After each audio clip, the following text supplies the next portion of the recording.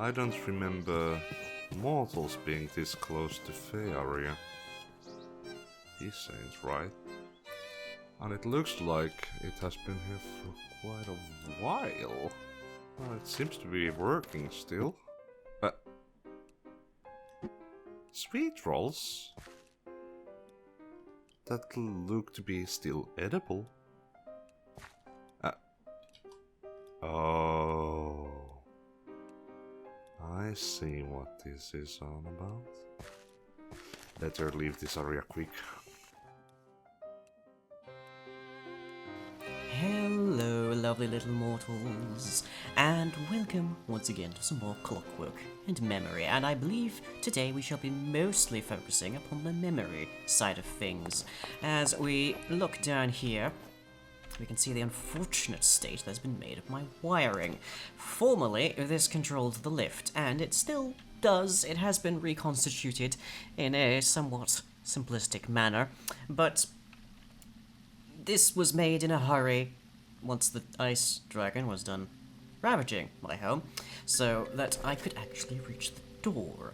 And it works to that effect, but it strikes me as being a golden opportunity to teach you all some more electronic forms of engineering. So most of this is made out of our wonderful crates, so we should be able to get this working quite happily to a slightly improved form.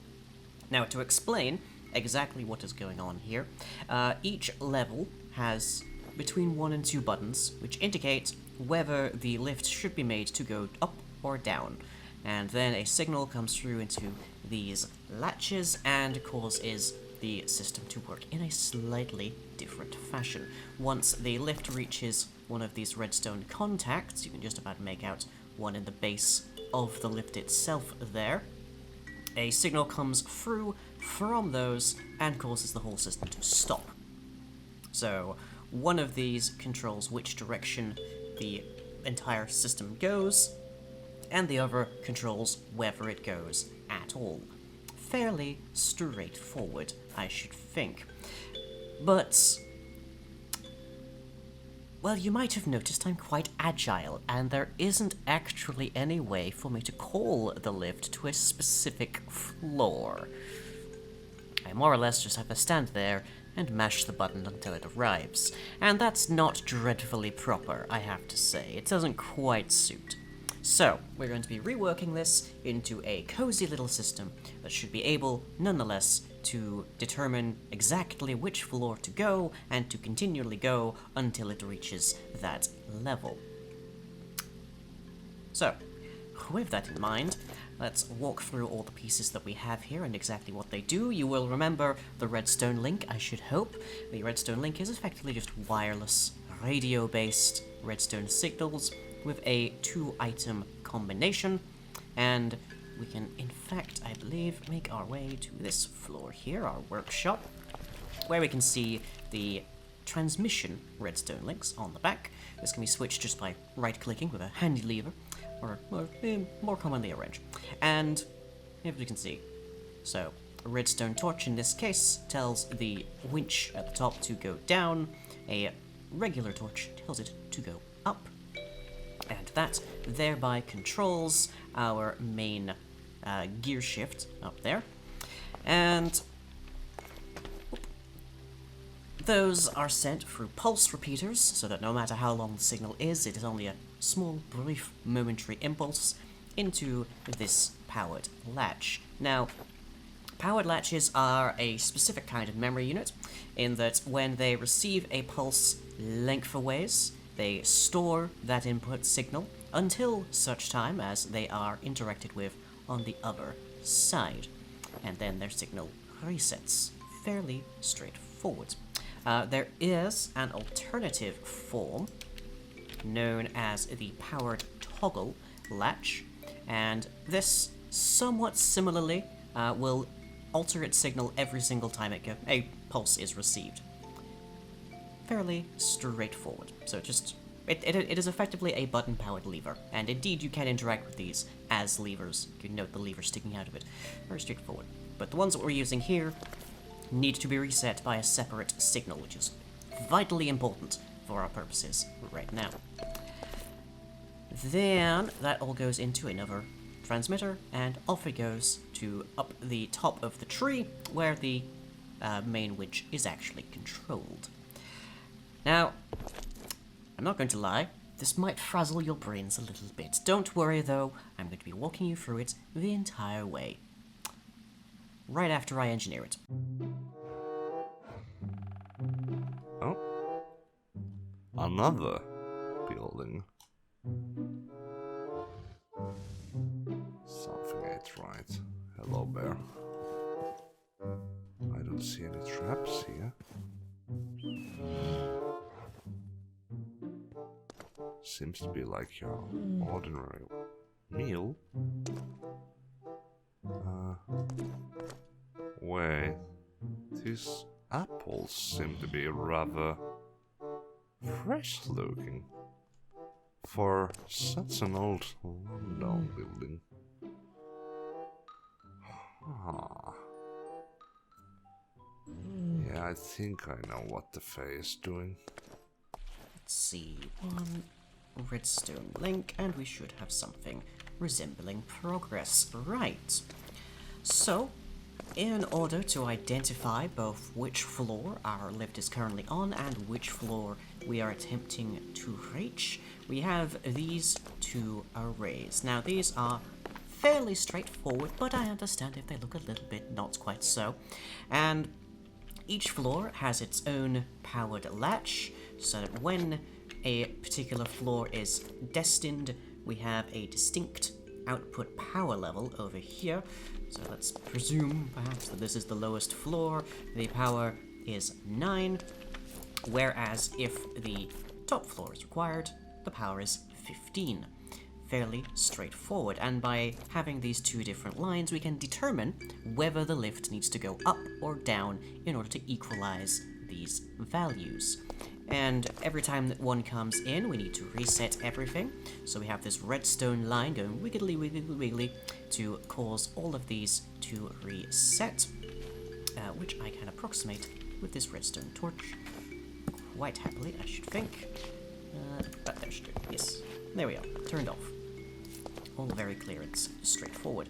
And then every floor has an input line, which has a slight bit of delay, just so that the pulse from the reset can actually go through slightly before this happens to fill things through. Because obviously, a signal of 0 has no such floor.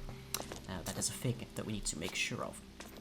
And then we need to compare these two lines, so that's our next quick little bit of engineering.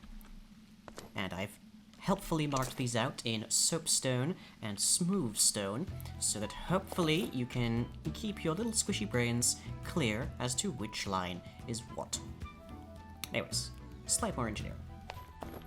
Right, I believe that should be our final little break for the day, and I have used our redstone links some more. I have an abundance of them, they make things very neat and tidy, to transmit our soapstone and smoothstone signals. Thankfully, redstone links do retain the signal strength that they are receiving, so we can use that to get a very perfect and pristine translation of exactly what the signal strength is. So, if we take our signals over to here, smoothstone on one side, soapstone on the other.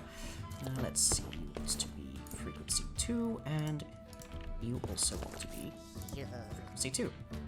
So, we run our signals into a comparator each, and if one of them is greater than the other, we will have an output line here, which will control whether or not the clutch of our system upstairs is functioning, whereas one of them, being the reverse, will be whether the gear shift is running.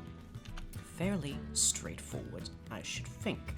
So, if we presume for the moment that we want access to this, and then we very swiftly change these to be input.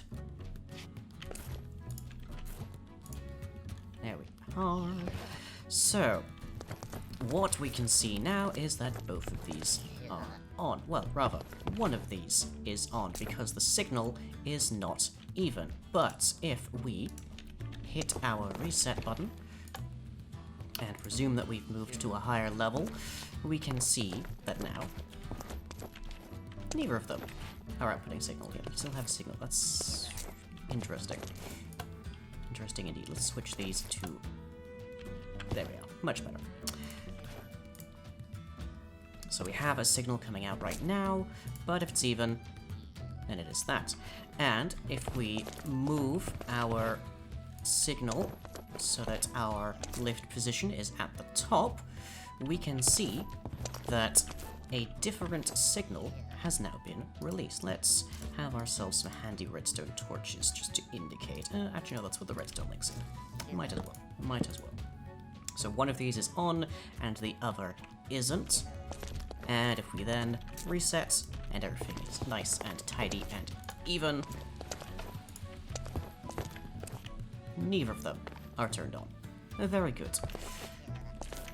So that means that we can tell exactly if the lift should be moving, as well as which direction it should be moving. We only need to send a signal to the gear shift to determine exactly which direction it is running. All very good. Obviously, I'm going to have to do some renovation to the different levels, so they will actually transmit signals. Speaking of, these need to be actually set to receive, as does this. And I also need a few more repeaters down here. But as long as both signals at each floor are sent into a pulse repeater, it shouldn't cause us any difficulty, I should imagine. And also, the redstone connections will stop running as soon as they actually are removed. So, I think this is just about good. Now, I have spent all the livelong day cooped up indoors, so I think it's time for a little bit of a walk. Let's go see how our bridge is looking. Maybe the fairy village is cooling off. Well, quite the reverse. Maybe it's warming up a little bit. Let's see.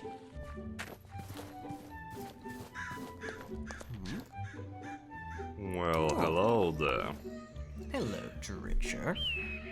And what brings you my way? Would you like to explain what are you doing with the mortals on these traps of yours? Traps? I don't know what you mean. The windmill, the watermill. I see you are luring some people in to your domain. I don't remember doing a lure of any kind. That doesn't seem very much like my modus operandi. Well, No, who it else? was a simple building project to teach the mortals how to use create and such. Oh, really? What about your inspector on the bed? Why did I leave that?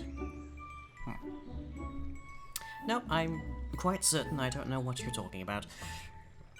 I'm quite certain you know damn well. Well, that... no, not a clue. Is there any other business you have going on? I'm a little bit on the clock today. Tick, tick, tick, tock. Not really. I just was going to visit the area. I heard something about an ice dragon issue, but... Oh, the ice dragon is perfectly well dealt with. Is there anything I can do for you? Anything you need? Nothing for the moment. I'm just fascinated by your traps. Oh. A metamorphosis on a fey? What the hell? My bestiary doesn't say anything of such. Are you sure I can't offer you something? No. Perhaps a nice sweet roll? You wouldn't give your name and credit card information to an archfey, but you can give your name and credit card information to me at patreon.com/lying, where you can get access to monthly rewards like custom audio clips, early video releases, behind-the-scenes content, and the monthly patron games day, all for as little as $1 a month. So to support future content, that's patreon.com/lying.